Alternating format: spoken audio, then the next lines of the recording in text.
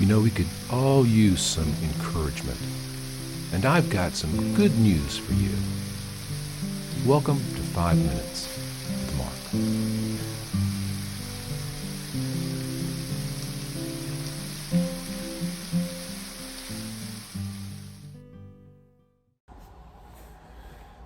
Hey, greetings, fans. Welcome back to 5 Minutes with Mark.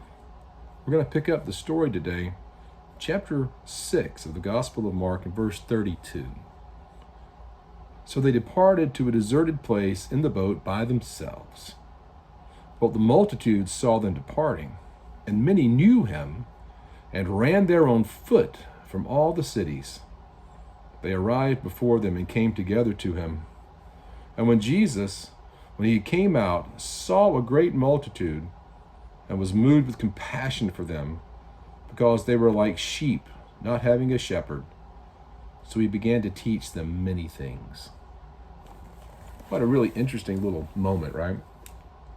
Jesus is trying to give his guys some rest. They've been running around. They haven't even had time to eat. They're just running wild, right? He sent them out, and they've been doing all this stuff. Come on, we're gonna go away. We're gonna go find a quiet spot, get some rest. We need to do that. But their geography was kind of limited, right? I mean, obviously, James and John and Peter and Andrew, guys who've been fishing this lake forever, they know all the good spots. They know all the good camping places, really.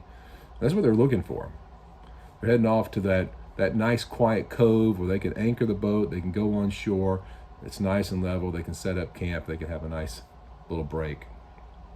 The problem is the people in Capernaum, well, they knew the lake too. And they knew Jesus and his followers' habits. They knew where they were going to go. They guessed. And so they start heading that way, on foot, spreading the news. He's going here. We know where he's going. Let's go. And they actually got there before them. They took a leisurely sail up to this perfect spot. And when they got there was a crowd. The multitude was hungry for the things of Christ. The multitude was looking for Jesus. And it's an interesting transition, isn't it? He was recently back home in Nazareth and nobody believed in him. He could do very little. He's back at base camp and there's a multitude that's following him around. They're needy and they're demanding. And he comes out and he sees them and he's moved with compassion for them. Aren't we glad that our God is moved with compassion for us when he sees how needy and desperately demanding we are? He takes the time to begin to teach them. I think the other group in here that I'm really interested about is the disciples, because they're tired, man. I don't know that they understood at all what they had signed up for. They're beginning to figure out this is more than just a part-time job, man. This is constant. The demands are real. And they were probably really looking forward to a couple of days off, only to show up. And we know that there's 5,000 men in this group, not counting women and children, because of the next piece of the story. So,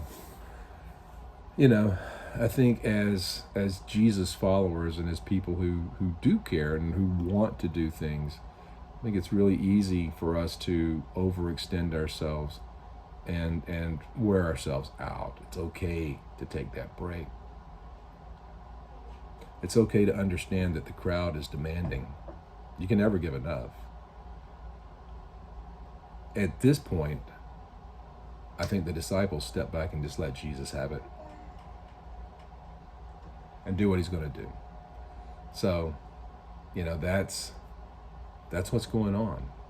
And of course, it's going to set up one of the great signs of the gospel. But we'll get to that next time. In the meantime, think about this.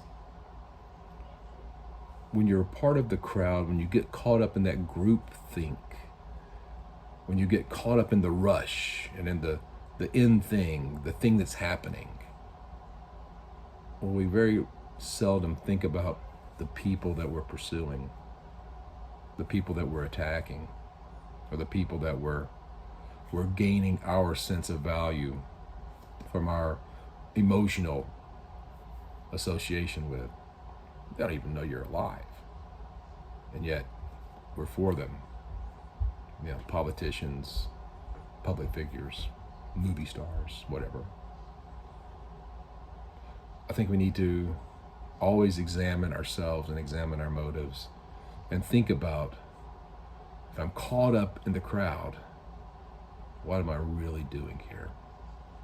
5,000 men rushed to be where they knew Jesus was going because they never thought for a minute, these guys need a break. Maybe we should give him a little time. He'll be back. All they could think of is, we want more. Well, they're fixing to get it in a spectacular way. That's next time. See you then. I hope you're enjoying this Bible study, this quick devotion. If you'd like more content, you'd like to know more about me and see more of the things that I'm doing, check out my website, theeclecticmonk.com. There you'll find out about my video vlog, my podcast, and a whole lot of other stuff. Hope you'll join me there.